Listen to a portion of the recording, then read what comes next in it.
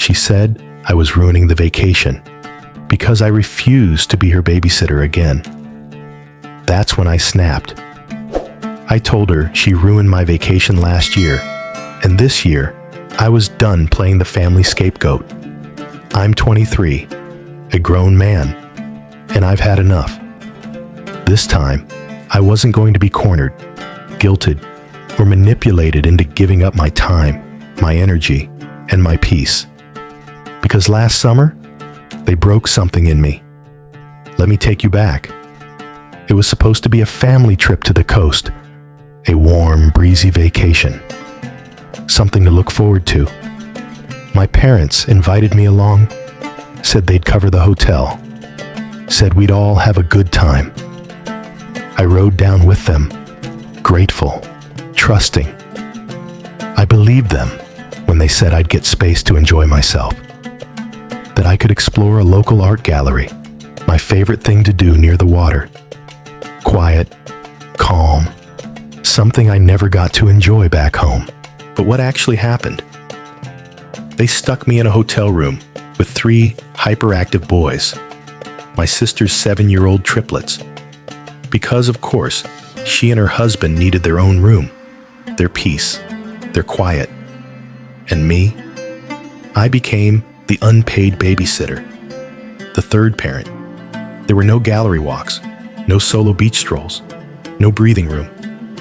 Everywhere I went, I had 3 tiny shadows trailing me, screaming, running, climbing. I love them, I really do, but I was promised rest. Instead, I got chaos. I tried to speak up, said, "Hey, this isn't what I signed up for." But they threw it back in my face. "You're staying for free," they said. "You're lucky we brought you." That one stung, because they didn't bring me. They brought a solution, a tool, a body to manage the storm they created. And I swallowed it, ate my feelings, said nothing. But when the trip ended, I made a promise to myself. Never again. So when the next vacation started getting planned, another summer beach trip, I did something new. I told them I'd be driving myself, paying for my own hotel, getting my own room. My parents were stunned, confused, almost offended. "Do you know how much that costs?" I smiled. "I've got a job, a working car. I can afford it." That's when the protests started. "But we always go together." "But that's not how family trips work." "But what about your sister?" And that's when it came out. They weren't upset about me spending money.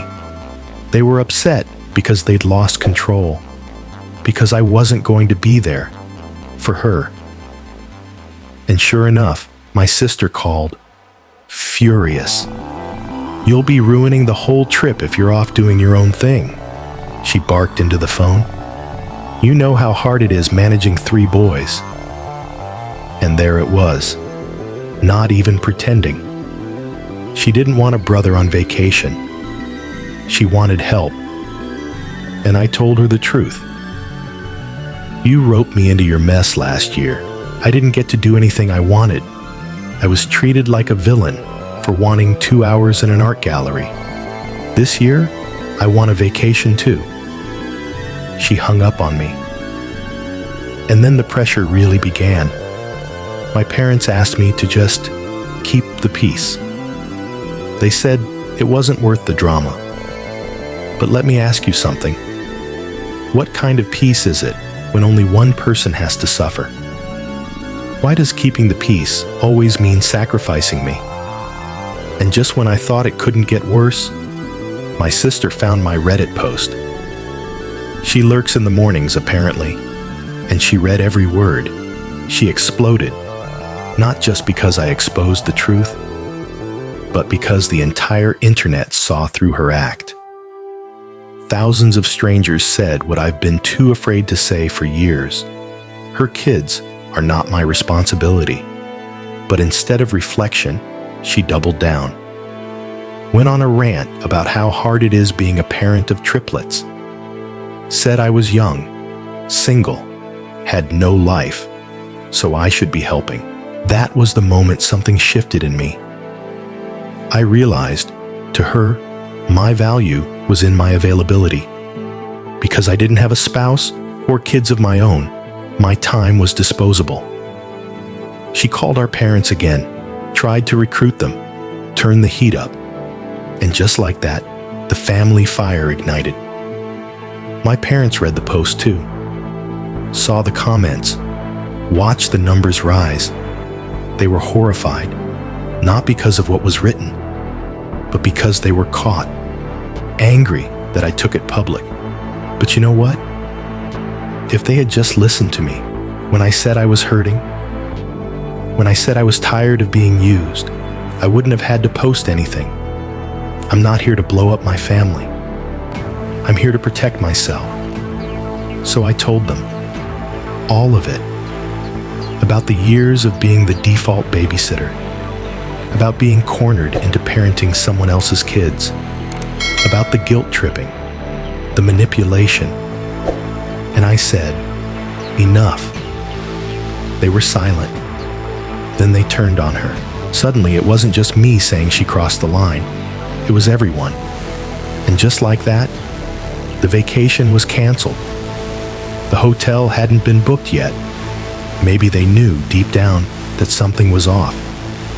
But now, the plan is off. My sister's furious, blaming me. Her kids are crying because they're not going to the beach.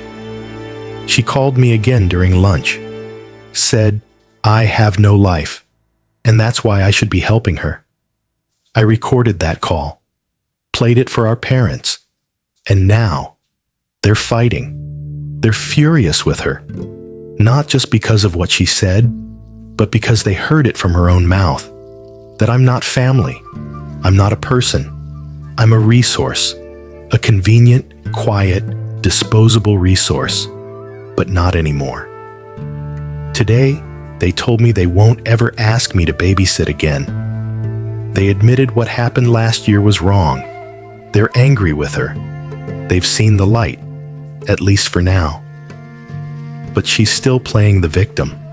She's spinning stories, painting me as selfish, dramatic, ungrateful. And her husband? He's checked out, spending extra time at work, probably avoiding the war zone at home. So here I am, alone, but free. For the first time, I'm setting a boundary and sticking to it. It cost me a vacation. It cost me some family peace. But it gave me something far more valuable: self-respect. So, am I the asshole? Because I didn't want to be treated like a servant on my own vacation? Because I wanted to tour an art gallery, not wrangle 3 screaming kids? Because I said no? You tell me. Was I wrong for protecting my peace when no one else would? Was I wrong for saying enough is enough? Or was I finally just being honest? Because I don't think asking for respect makes me the villain. And I don't think being single means I owe anyone my time. Not my sister, not my parents, no one. So again, I ask, am I the asshole?